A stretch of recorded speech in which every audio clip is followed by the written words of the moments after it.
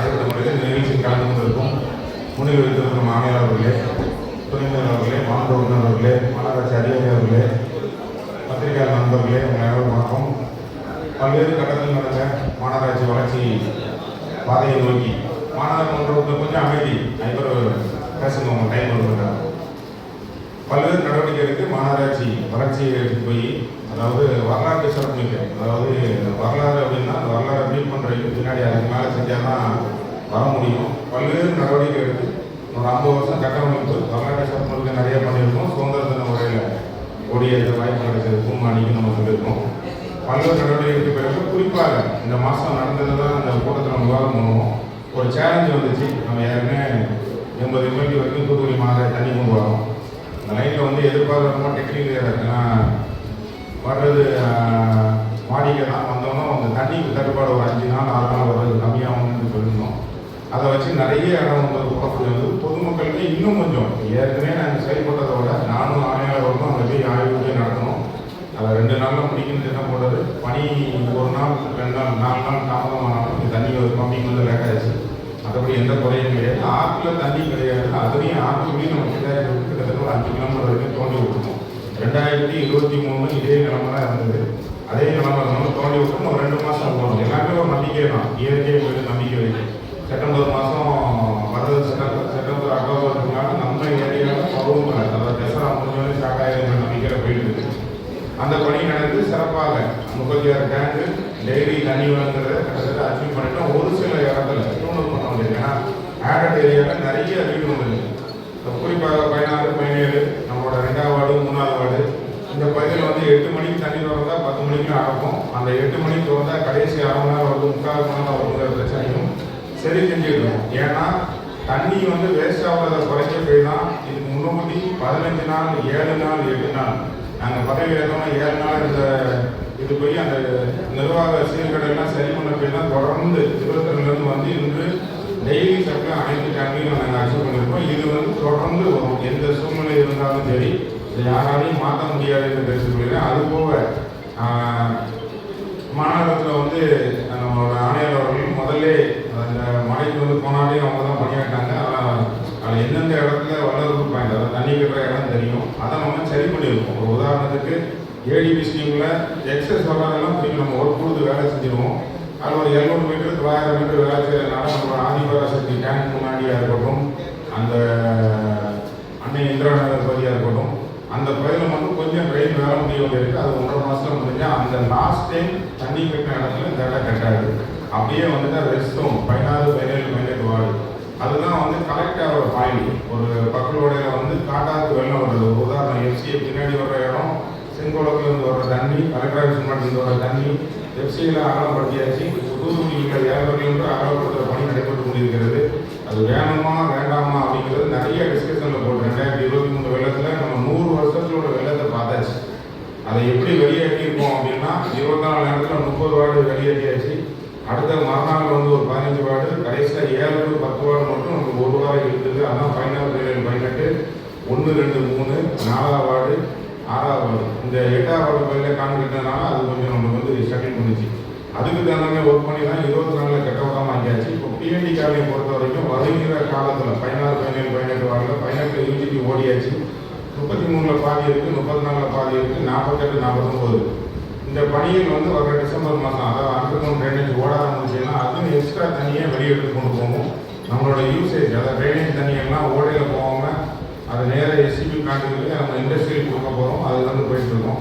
ஓடையில் சாக்கடை தண்ணி ஓடக்கூடாது, மழை தண்ணி மட்டும்தான் ஓடையோட இது கணக்கு. அந்த காலத்தில் வந்து பப்ளிக் சேனல் முன்னாடி ஆங்கிலேயர் காலத்தில் கட்டப்பட்டதை அதே மாதிரி கொண்டு வரணும்னா நம்மளோட கணிப்பு. அதை நோக்கி தான் போயிட்டு இருக்கோம். இப்போ ஏற்கனவே ஓடையில் 7 கிலோமீட்டர் 6 அடி உயரம், கிட்டத்தட்ட 6 மீட்டர் பழைய ஓடையை பார்த்தீங்கன்னா 7 மீட்டர் இருக்கும். சில இடத்துல பெருமூட்டாகிற இடத்துல 14 மீட்டர் இருக்கும்.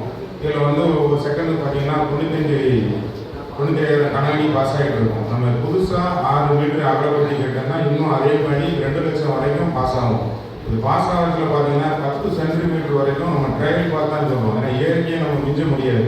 10 சென்டிமீட்டர் வரைக்கும் மிஞ்சால் தாழ்வான பகுதி, பழைய மாநகராட்சியாக இருக்கணும். நிறைய பகுதியில் வந்து 1 மணி நேரத்தில் நின்று போவோம். நீங்கள் கூட பத்திரிக்கையாளர் அங்கங்கே நியூஸ் போடுவீங்க. நானும் நம்ம முந்தைய நம்ம மாநில போன வீட்டில் இங்கே நியூஸ் வந்துருக்கோம். அந்த 1/2 மணி நேரத்தில் வந்து தண்ணி வரும். இந்த பக்கத்தோட பணி முடிஞ்சதுன்னா இன்னும் வந்து ஒரு 30 வருஷம் கட்டணத்துடைய 20 சென்டிமீட்டர் தான் வரும். அதுக்கு மழை பெய்யாதான் இல்லை, 30 பெஞ்சுன்னா தண்ணி கட்டிடும். உங்கள் தகவல் பொதுமக்களுக்கு தெரிவிக்கிற வகையான இருக்கும். ஏன்னா 3 வழித்தடம் தான் இருந்தது. பக்கத்தோட சவரையானா உங்களுக்கு தெரியும், பொருட்காட்சி நடத்தினாங்க, அதுலேயும் நம்ம காரணம் ஓடிட்டு இருக்கு. கரிக்கலம் காரணி உங்களுக்கு தெரியும், ரெடியூஸ் வருது. இந்த 3 பணிகள் தான் நடைபெற்றது. நம்ம 14 வழித்தடம் ஆகியிருக்கோம். திருப்பி ஞாபகப்படுத்த வேண்டியிருக்கேன். அதுக்காக சொல்கிறேன். கேட்டாங்க ட்ரெயின் ஒரு ட்ரெயின் நேரம் மேட்டுப்பட்டு வழியாக உள்ள போகுது. முத்துநர் கடற்கரில் நம்ம உள்ள ஒரு ட்ரெயின் புதுசாக போட்டிருக்கோம். அந்த ஏரியாவில் குறையுது. போகிறவங்களும் வந்து எப்போவுமே நிறைஞ்சிட்டுனாலே அதை உடஞ்சி தான் நம்ம ஊரில் தண்ணி வரும். குறிப்பாக சவுத் சோனில் உள்ள பாதிக்கப்படக்கூடிய பகுதி அந்த 8 வார்டும் உடனடியாக முங்கும். அது முங்கக்கூடாதுங்கிறதுக்காண்டினா போகிறவங்களத்தையே நம்ம போராட்டம் அகலப்படுத்தணும். அது 300 மீட்டர் அகலப்படுத்துகிற சேனல். இப்போ வரைக்கும் அது நம்ம வீரவண்டி கண்ட்ரோலாக இருந்தாலும் மாநகராட்சி பகுதிகளெல்லாம் நம்மளோட சொந்த கிட்டாச்சு எல்லாம் வச்சுருந்தோம்னா ஆணையாளர்கள் ஏற்பாட்டில் அது தூர்வாரி விட்டுக்கிட்டே இருக்கும். அது தண்ணி வந்து இது வரைக்கும் 2023 உடைஞ்சி வந்துட்டு 24 உடையவிடாமல் பார்த்துருக்கோம், 25 உடையவிடாமல் பார்த்தோம். அந்த வழிகடம் ஒன்று.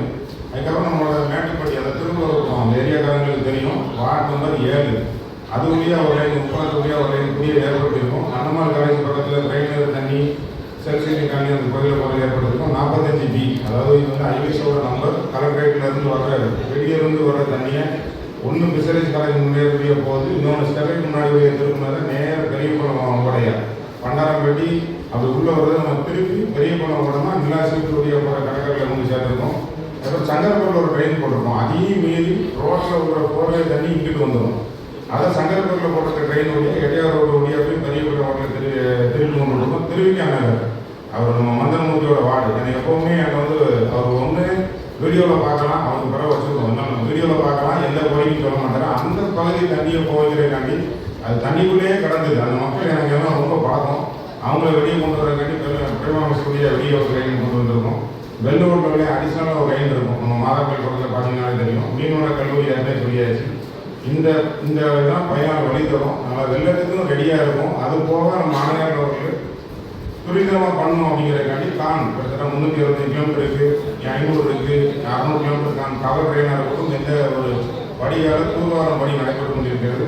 இப்படி அடுத்த கட்டத்துக்கு நம்ம வந்து மாநகராட்சியை நோக்கி நிறைய செடி நடுற ஸ்கீம் நடக்குது.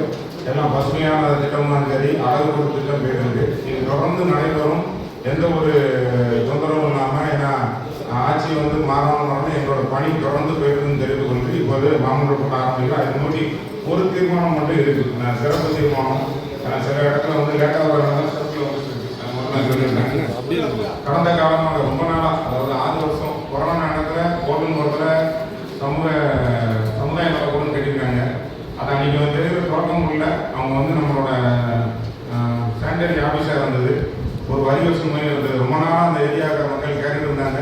அதை நம்ம வேலை பார்த்து நம்மளோட ஆஃபீஸாக்கெலாம் நினச்சோம். அவங்க பயன்பாட்டுக்கே வேணுங்கிறதுனால தூத்துக்குடி மாநகராட்சியில் பாதிக்கப்பட்ட மேற்கு மண்டலம் கோட்டம்பரம் அமைந்துள்ள சமுதாய நலக்கூடம் செயல்பட்டு வந்த கணினி வரி வசூல் மையம் மற்றும் மேற்கு மண்டல சுகாதார ஆய்வாளர்களும் ஆகியவற்றை அப்பகுதியில் உள்ள பொதுமக்கள் வேண்டுகோளை ஏற்றி மாற்றி அமைக்கப்பட்டுள்ளது. அது மாற்றினா ரொம்ப அடையாளம் சிதம்பரம் காம்ப்ளெக்ஸ்க்குள்ள தான் போகுது. மேற்படி சமுதாய நலக்கூடம் தற்போது சீரமைப்பு பணிகள் மேற்கொள்ளப்பட்டு பொதுமக்கள் பயன்பாடு கொண்டு வரும் பொருட்டு மாநகராட்சியில் எப்போவுமே ஒரு ஃபீஸ் கட்டணும். சில மண்டலம் 65 லட்சம் இருக்குது. அது சுபகாரியமும் அந்த பகுதியில் வந்து நம்ம அரசாங்கம் உட்பட்டுள்ள காரியம் நடக்கிறது. நாள் ஒன்றுக்கு 3000 வைப்பு தொகை 5000 கட்டணும். கிளீனிங் 2000 என்று நிர்ணயம் செய்யப்படுது. மாமன்ற அனுமதிக்காண்டி நேரடியாக சிறப்பு தீர்மானம் கொண்டாங்க. மாமன்ற உறுப்பினர் ஆதரவு கேட்டுக்கொள்கிறேன். உங்களை தான் மாமன்ற உறுப்பினர் ராமரன் கவனத்துக்கு நீங்க 100 வருஷம் ஆட்சி காலத்துக்கு அங்கே இருக்கு. தயவுசெய்து எடுத்துட்டு போங்க. பொது சுகாதார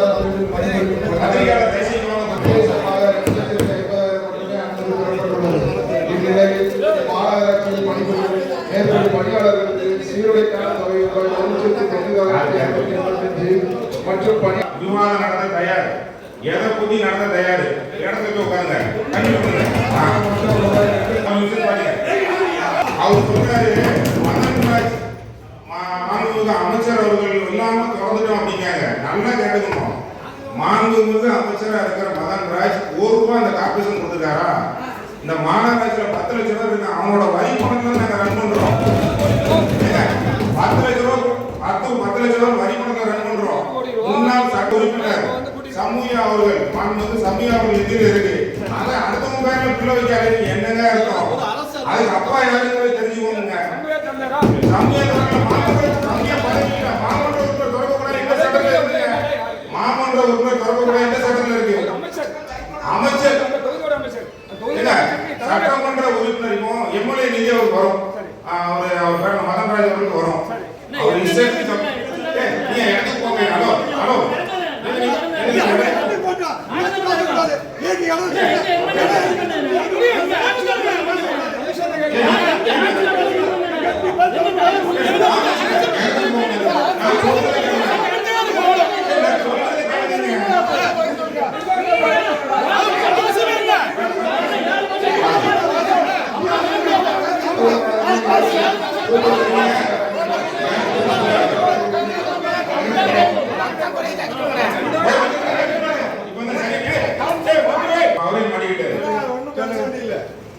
இப்ப வந்து ஒரு அவரே மாட்டிக்கிட்டாரு. ஏங்க அவரே மாட்டிக்கிட்டாரு.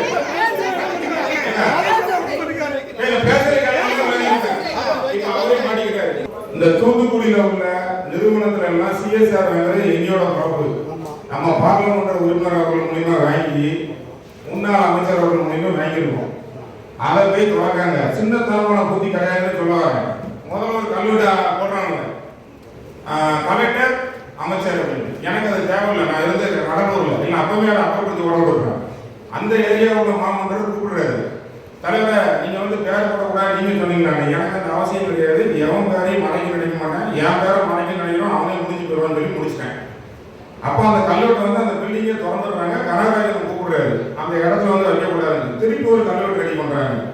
என் பேரையும் ஆணையாளர் பேரையும் சேர்த்து அதையும் இவங்க பண்ண சொல்ற யார் யார் சொல்றாங்க அந்த இடத்துல வருது. ஏன்னா கான்ட்ராக்ட்காரங்க அவங்க வீட்டு கான்ட்ராக்ட்காரங்க இல்லை வேலை பார்த்தா அனுப்புறான்.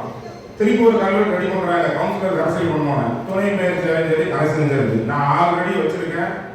நம்ம முழு ஆதரவோட நடக்குதுல நம்மளோட முதலமைச்சர் பேரு அமைச்சர் பேரு பார்லிமெண்ட் உறுப்பினர் பேரு உள்ளாட்சித்துறை அமைச்சர் பெரிய திட்டம் இருந்த அமைச்சர் பேரு நம்ம மாமன்ற உறுப்பினர் மண்டல தலைவர் துணை மேயர் ஆணையாளர் பேருக்கும் என் பேர் இருக்கும். இதுதான் நம்மளோட நடவடிக்கை செயல். சப்போஸ் மாவட்ட ஆட்சியாளர் வந்தாலும் அவர் பேரில் இருக்கும். இது நடைமுறை. இது வரைக்கும் இருந்த பழைய மேயராக இருக்கட்டும் மேயராக எடிமைப்பில் அமைச்சர் வந்திருக்காங்க நடைமுறை வந்துருக்கு. அந்த இதை விட்டாச்சு. தரவுகளுக்கு மரம் நட்ட போனீங்க 2 அமைச்சர் பேர் போட்டிருந்தாங்க. நான் எதுவும் கேட்டேன்னா ஏன் உருவாக்குன்னு நான் தான் கேட்கல. இந்த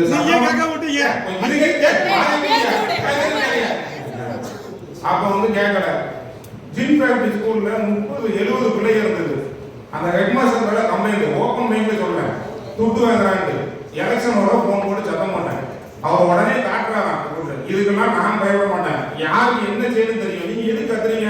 நீங்க வந்து நின்னோட எனக்கு இது கத்துறமே இருக்கு. தயவுசெய்து இடத்துக்கு போங்க. அதனால அது சட்டமன்ற உறுப்பினர் நம்ம சேலஞ்ச பண்றாங்க. சமயாவோட நிதி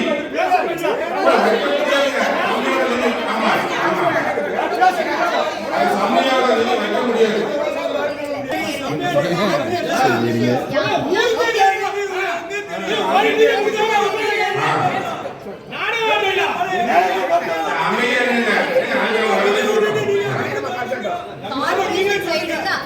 யாருமே அங்க கிடையாது. சரிங்களா? கீயை வந்து நம்ம அந்த சேல்ஸ் பர்சன் கிட்ட கொடுத்தாச்சு. அவங்க வந்து இன்வைட் பண்ணி பண்ணாங்கன்னா அதுக்கு வந்து கார்ப்பரேஷன் சைடு பொறுப்பாக முடியாது. நாங்க வந்து யாரையுமே நாங்க இன்வைட் பண்ணல. நாங்க திறப்பு விழாவும் தகவல் கொடுக்க வேண்டிய அவசியம் இல்லையா? அப்போ இல்ல சார் கிட்ட கூட்டி இது நான் சார் கிட்ட எக்ஸ்பிளைன் பண்ணிட்டேன். இல்ல மேடம் இதற்காக நீங்க அமைச்சர்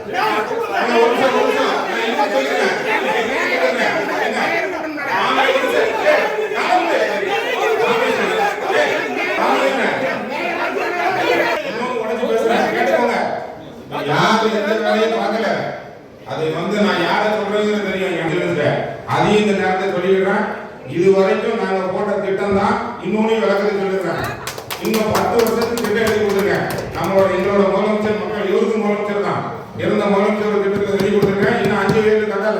5 வருஷத்துக்கு என்ன செய்யணுங்கிறது சொல்லிடுறேன். 20 வாடி யூனிட்டி வரும். புதிய பேருந்து நிலையத்தில் புது பஸ் ஸ்டாண்ட் வரும். நம்ம எழுதி கொடுத்த திட்டம். அதுக்கப்புறம் கான் வரும். ரைட்டா பூங்கா வரும். அதுக்கப்புறம் சாலையில் எண்டு நம்மளோட அது வந்து டெல்லியோட ஸ்கீம் வெல்கேர் ஸ்கீம்ல ரோடு போட்டாச்சு. அதுல இந்த வருஷம் நம்ம மாநில செடி வளர்க்கணும். ஊருக்குள்ள பசுமையான இண்டஸ்ட்ரி இந்த வருஷம் ஃபுல்லா சென்ட்ரல் மீடியம் ஃப்ரீ வரப்போகுது. இதுதான் திட்டம். நம்ம கேட்ட வரிக்கு தான் துட்டு தருவாங்க. எல்லாம் நான் திருப்பி வரலாறு சொல்றேன். 30 வருஷம் இப்படிதான் நடக்கும். இவர் எவரு வந்தாலும் மாற்ற முடியாது. சென்சர்லாம் ஃபார்ம் பண்ணி வச்சுக்கணும். தூத்துக்குள்ள இப்படிதான் எவரு வந்து கலவாங்க நினைச்சா அந்த இடம் ஒண்ணு இடத்துக்கு போங்கன்னு சொல்றாங்க. தீர்மானமே பொது சுகாதார பிரிவு